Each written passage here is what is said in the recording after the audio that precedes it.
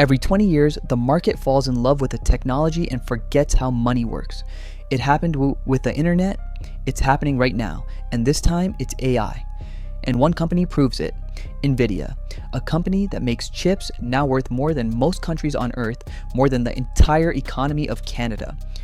Now, what if I told you that number is fake? Not fake like monopoly money, fake like a balloon, looks huge, weighs nothing, and pops the second something sharp gets close. That balloon has a name, the AI bubble, and it's already leaking. But before it pops, look at what's keeping it in the air. Nvidia gives OpenAI money, OpenAI spends it back on Nvidia, and somehow everyone gets richer. Watch this. So here's the trick. Nvidia agrees to put up to $100 billion into OpenAI. OpenAI takes that money and spends it on data centers, packed with Nvidia chips. So Nvidia's investment comes right back to Nvidia as revenue. Same money. Two companies, counted twice. Now zoom out because it's not just these two. Nvidia backs OpenAI, OpenAI buys cloud from Oracle, Oracle buys chips from Nvidia, Nvidia owns a chunk of CoreWeave, CoreWeave sells computing to OpenAI, Microsoft owns part of OpenAI and sells it cloud running on Nvidia chips. It's a circle. The same handful of companies passing the same money around, and every single one reports it as growth. Analysts have a name for this. They call it circular financing.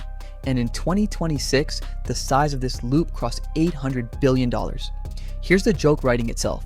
It's a group of billionaires buying each other lunch and calling it an economy. Now here's the number that breaks the spell. OpenAI, the center of this entire universe, made about $13 billion last year.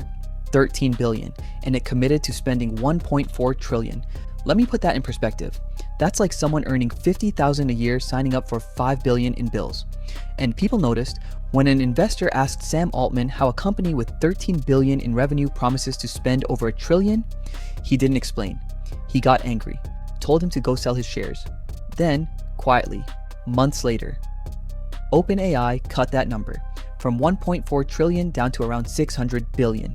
The balloon didn't pop, but it just let out its first bit of air. So what actually makes it pop? Not size. Bubbles don't burst just because they're big. They burst when one weak link snaps and the whole chain is watching each other, waiting. Here's the most likely first domino. A lot of this AI build out isn't paid for with cash, it's paid for with debt. Companies borrowed enormous amounts to build data centers, betting that demand would show up to fill them. And a huge wall of that debt comes due soon. In 2026, it's around $57 billion. By 2028, $215 billion. Someone has to pay that back. So picture the first crack. One big AI company misses its numbers. Just one. Demand comes in lower than promised. Suddenly lenders get nervous and they stop lending. Now the loop we just talked about, it runs in reverse. Instead of everyone buying from everyone, someone has to sell. And the second one company sells instead of buys, the circle that pumped everything up starts pulling everything down.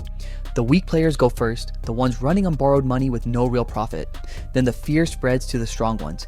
Data center orders get canceled, chip orders shrink. The companies selling shovels suddenly have nobody digging. That's not a theory. That's just what happens when the money stops moving in a circle.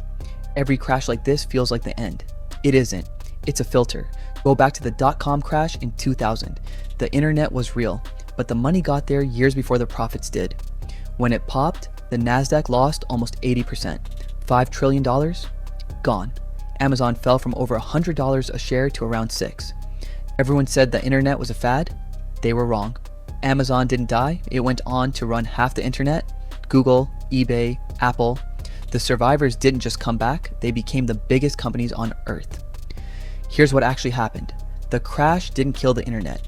It killed the companies that were only hype. The ones with no real product and no real profit. And it left behind the ones that were actually useful. The same thing is coming for AI. When this bubble lets out its air, it's like ChatGPT, but for X startups, the ones burning investor money with nothing real underneath, those go first. But the AI that actually works, it doesn't vanish. It gets cheaper.